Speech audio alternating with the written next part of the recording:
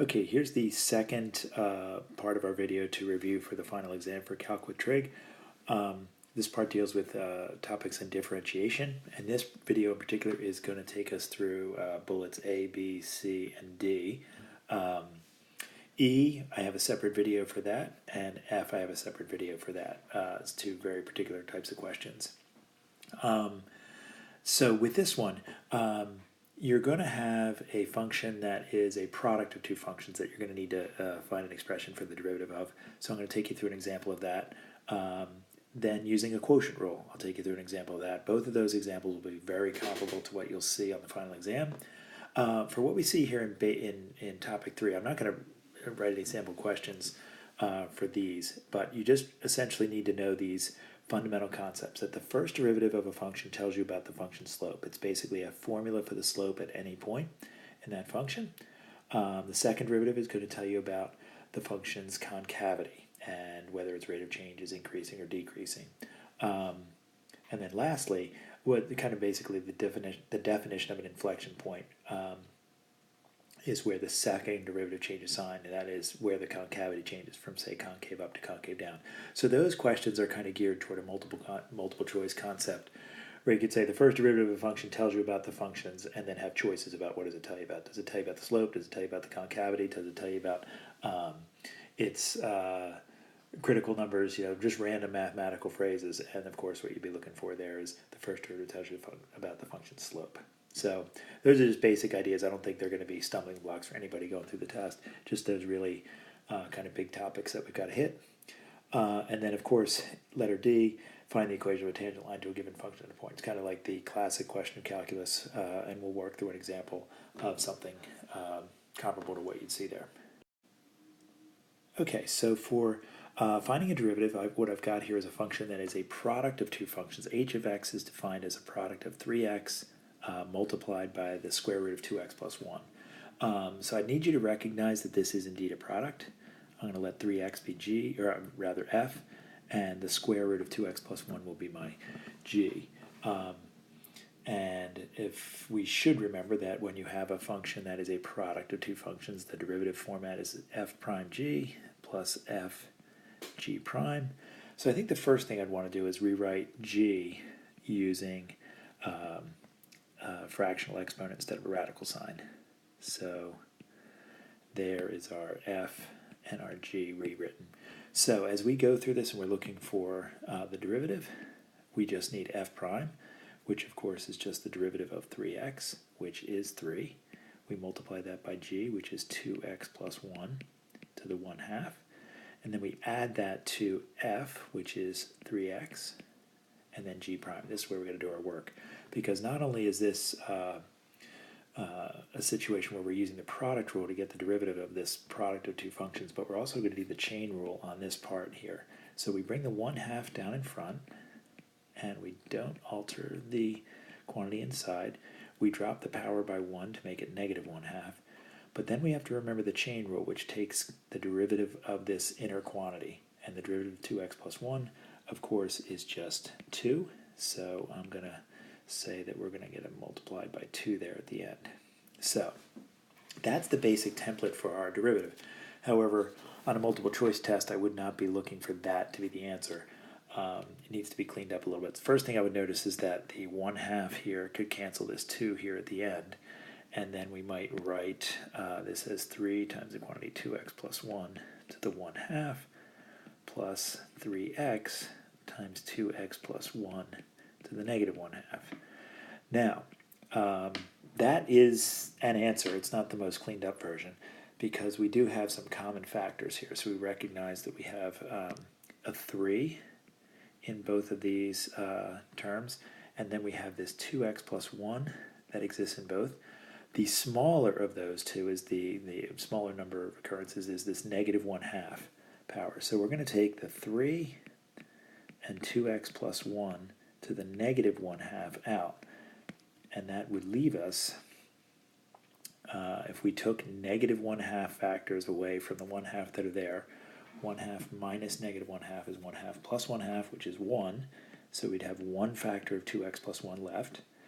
And then in this second term, we took the 3 out, we took all of this out, leaving us only the x. So there would be an x there. And so that leaves us with 3 times the quantity 2x plus 1 to the negative 1/2. And then inside these parentheses here, we have 2x plus 1 plus x, which is 3x plus 1. So there's an answer, but if we wanted to clean it up with no negative exponents, we could have the 3 and the 3x plus 1 in the numerator, and then the 2x plus 1 to the negative 1/2 would wind up in the bottom as 2x plus 1, which could be either as a 1/2 power or as a square root. So I would be looking for something more like this to show up as the answer that you'd be picking for from a multiple choice test. That means you've got to do all that algebra correctly first.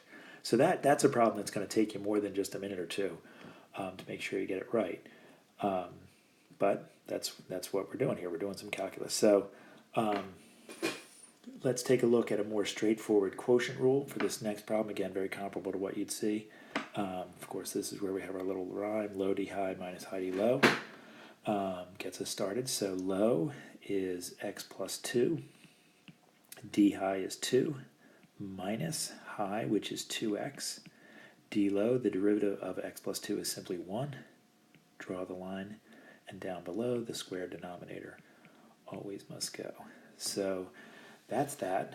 All we have to do now is distribute this 2 in and group up our like terms. So we're going to get 2x plus 4 minus 2x all over x plus 2 quantity squared, which of course the 2x's are going to kill each other, and we're left with 4 over x plus 2 quantity squared. So there's a good old-fashioned quotient rule for us, just to kind of keep our skills sharp in both product rule, chain rule, and quotient rule, some of the biggest things that we've got coming out of the year here.